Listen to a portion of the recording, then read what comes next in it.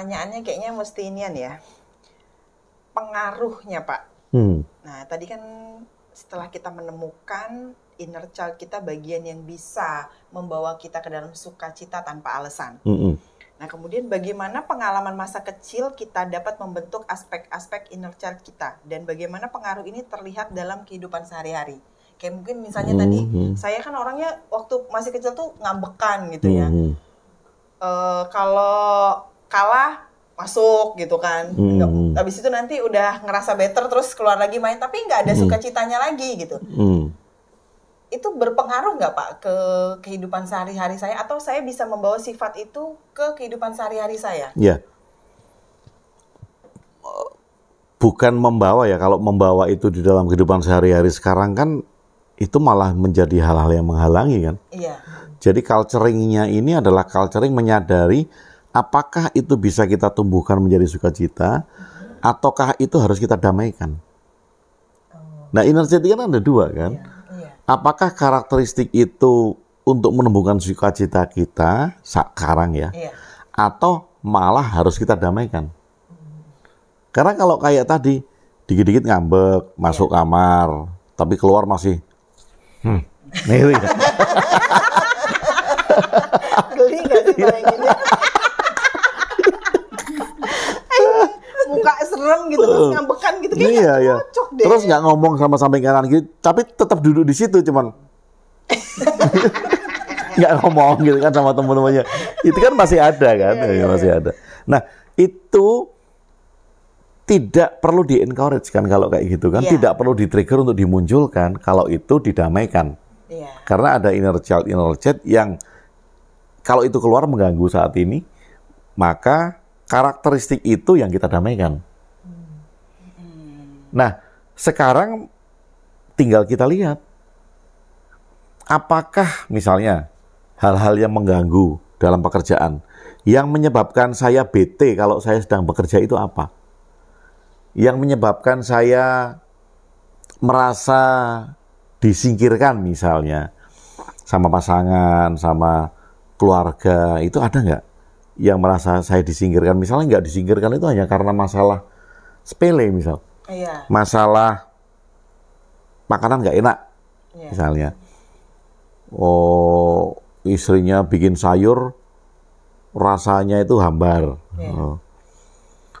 sudah dikasih bumbu hambar, asin juga enggak, manis juga enggak, gitu kan, sudah marah-marah. Kemudian kalau dicari-cari, ternyata dia kena COVID. Ya salah dia sendiri kan, jadinya nggak bisa ngerasain. Dia udah marah-marah. Udah marah-marah, bikin sayur nggak ada rasanya. Bikin ini nggak ada rasanya. Gitu. Ini kayaknya zaman sekarang itu perlu diwaspadai. Wah, kan si istrinya udah pusing kan, udah bumbunya udah dikasih. Ternyata setelah marah-marah diperiksa, ternyata dia kena COVID.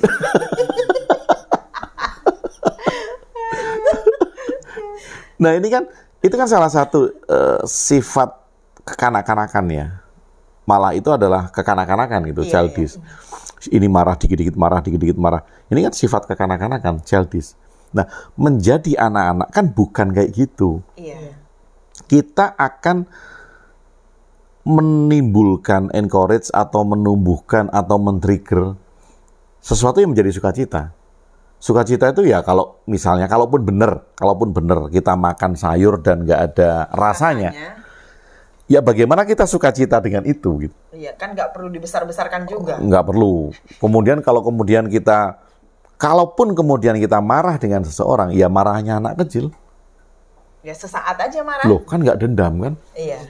Nggak sampai berlarut-larut. Bertahun-tahun. Wah, bertahun-tahun masih ngoceh di kan kalau anak kecil medsos itu marah gitu kan, kayak saya tadi kan misalnya contohnya habis itu cemberut keluar ya, sebenarnya sih habis itu kan juga main lagi. Iya. Itu hanya hitungan jam kan.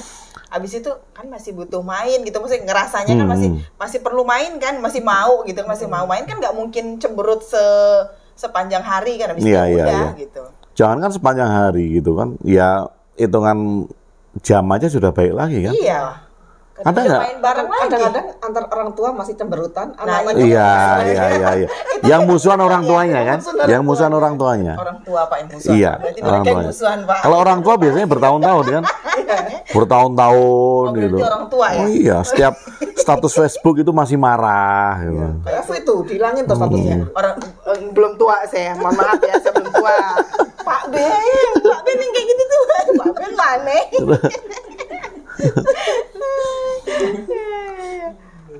Nah, ini yang harus kita lihat, apakah kita akan mengidentifikasi untuk menumbuhkan atau untuk mendamaikan.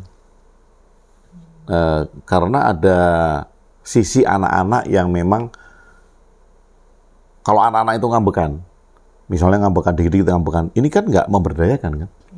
Dalam pekerjaan juga nggak memberdayakan, dalam hubungan sosial juga nggak memberdayakan. Nah, apakah itu mau dimunculkan? Kan nggak kan? Iya. Kan nggak. Kalau kita menemukan itu, ya itu yang harus kita damaikan. Kita harus berdamai dengan masa anak-anak yang ngambekan. Iya. Mungkin kita belum selesai dengan ngambekan kita di masa lalu. Mungkin belum selesai gitu pada saat anak-anak itu. Kalau orang bilang kan masa kecil kurang bahagia gitu kan. Jadi masa kecilnya tuh ngambek terus gitu kan. Sampai tua. Kalau misalnya ada anak yang Bisa.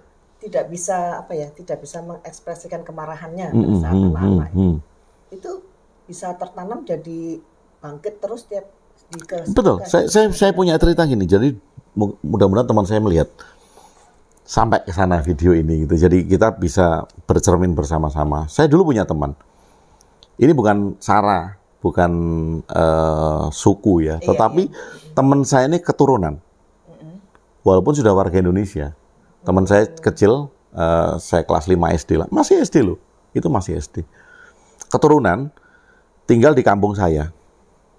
Nah, karena dia keturunan, zaman dulu itu ada yang menyerukan provokasi untuk membenci anak-anak keturunan di Jogja. Itu masif banget, membenci untuk memusuhi anak-anak keturunan. Nah, saya ingat betul dulu kita kumpul satu kampung, itu miris sebetulnya, miris banget. Ini salah satu bentuk tindakan tidak Bhinneka Tunggal Ika. Iya. Tapi karena terprovokasi ya, karena masih anak-anak juga nggak ngerti, hanya ikut-ikutan orang-orang yang lebih gede gitu. Kita itu bawa batu, bawa pasir, termasuk saya ikut-ikutan. Karena saya ikut-ikutan benci, walaupun masih kelas 5 SD loh. Kelas 5 SD ada provokasi orang yang nyengiti. Ya, kalau saya taunya dulu bukan karena keturunan, bukan, tapi karena nyengiti itu bediting, apa itu bahasanya? Nyebelin lah, nyebelin tapi udah sangat gitu. Nyebelin yang banget. Nyebelin yang banget itu sudah bediting lah. Bahasa Jawa itu bediting. Orang kalau ngelihat mukanya itu udah Ketrigger langsung nyebelin. Iya, katanya nyebelin. Karena memang mukanya itu mencucu gitu. Zaman dulu ya. Nah, itu hampir satu kampung, ada yang bawa batu, ada yang bawa pasir. Kita ke rumahnya teman ini, kemudian kita lempar sampai nggak nyampe 1 minggu lah mereka pindah. Akhirnya mereka pindah dari kampung saya karena dibenci. Ya saya nggak tahu ya, karena kecil itu yang dibenci itu apanya? Apakah karena keturunannya? Saya kira enggak, karena banyak orang-orang keturunan yang enggak digituin. Atau karena memang sikap keluarga itu atau apa, enggak tahu. Nah, karena itu kelas 5, kemudian mereka pindah, saya enggak ada kontak kan. Sama sekali enggak ada kontak, itu kelas 5 SD. Kemudian saya lulus SMA, setahun kemudian saya lulus, saya daftar kerja. Pas di pendaftaran itu ada yang nyapa saya, kamu kan Agung ya, orang Ngampilan. Iya. Kamu ya? Si ini gitu. Iya. Loh, kamu dulu kan yang pindah. Iya. Pindah kemana? Ke daerah Tegalrejo gitu. Nah, saya ketemu lagi sama si teman saya yang dulu di bediting itu. Iya, bediting. Tapi mukanya masih bediting. Walaupun udah lulus SMA. Walaupun udah lulus. Nah, akhirnya ternyata dia satu pekerjaan sama saya. Masih bediting. Satu pekerjaan. Nah, kemudian teman-teman saya melihat bahwa berlaku itu membawa sifat menjadi agak pelit. Agak pelit itu kita dulu waktu masih pendidikan kan hanya dapat uang saku 100.000 sebulan kan. Dulu kos itu masih 40.000 tahun 92. Kalau sekarang nggak ada kan? Nggak ada. Kos-kosan lebih di bawah 100.000 kan udah nggak ada. Tapi dulu 40.000 itu sudah dapat kos. 90.000 itu sudah bagus, sudah kamar mandi dalam. Nah karena orang tua saya nggak mampu, saya ambil kos yang 40.000 yang kamar mandinya di luar. Bukan kamar tidur yang di luar. Nah itu 10.000 kayak Pak Ben. Kamar di dalam, kamar tidur di luar. Nah uang saku 100.000, kos 40.000 masih oke lah. Saya masih punya 60.000 untuk makan selama sebulan. Nah teman saya ini kalau makan kan selalu bareng-bareng kan, kita yang dari Jogja, grup yang pendaftaran Jogja ini kan ya karena nggak ada saudara gitu ya, kan ngumpul kan. Kalau makan malam bareng gitu berlima bareng ke warteg. Warteg memang warteg. Nah karena saya sukanya telur asin kan ya, saya milih telur asin sayur sama tempe gitu. Teman-teman yang lain ya, yang teman saya yang ini itu nasi sama sayur. Nasi sama sayur. Dan lauknya adalah, Gung, ngincipin sedikit ya, oke. Terus yang sana, aku ngincipin ini sedikit ya, lauknya. Aku ngincipin sedikit inilah gitu. Tapi itu oke ya, karena kita teman-teman seperjuangan kan, jadi itu nggak masalah lah. Nah kemudian kesananya dia duluan beli rumah, duluan beli mobil, dulu masih zamannya tape kompo. Oh iya. Nah, itu kan masih keren kan. Dan belinya masih di Batam. Di Jakarta masih mahal dan jarang gitu. Jadi kalau ke Batam itu dia duluan yang beli tape kompo gitu. Wah, tape kompo duluan. Nah, ternyata kesininya saya perhatikan, oh ini bentuk dari pembuktiannya dia. Bahwa dulu itu dianggap miskin, dulu itu dianggap nggak punya.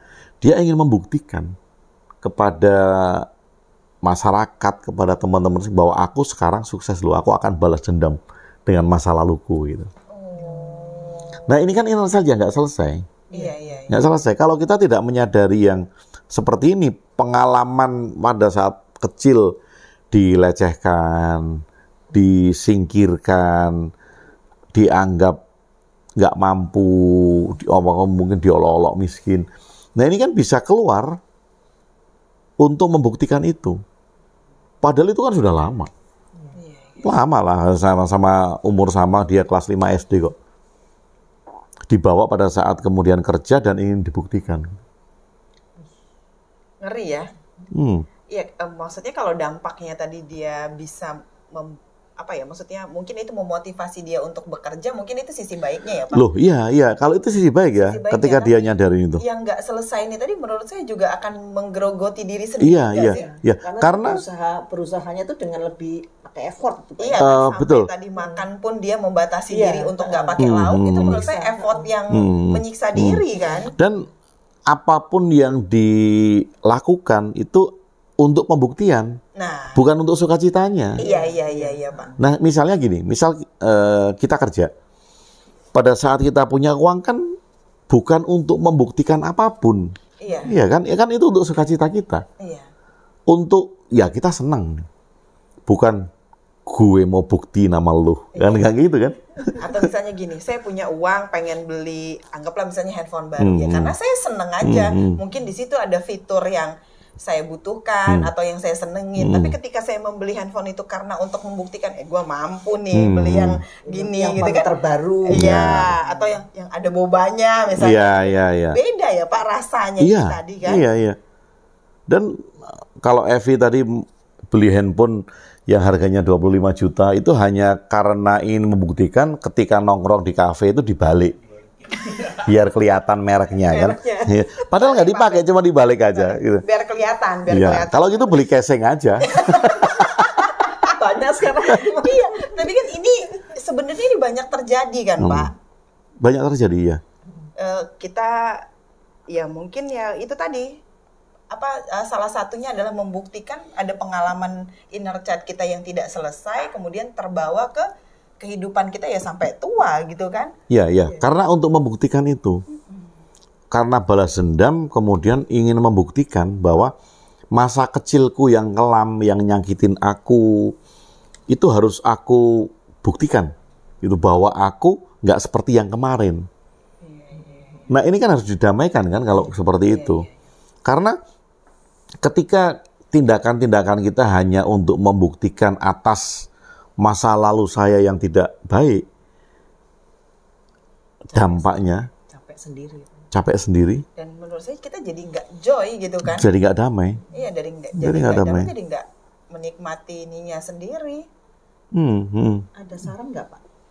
Barangkali sih Mbak Diding nanti melihat. Ya, ini kan contoh yang contoh gitu kan. Ya. Nah, kalau kita menyarankan orang ini ya nggak bisa.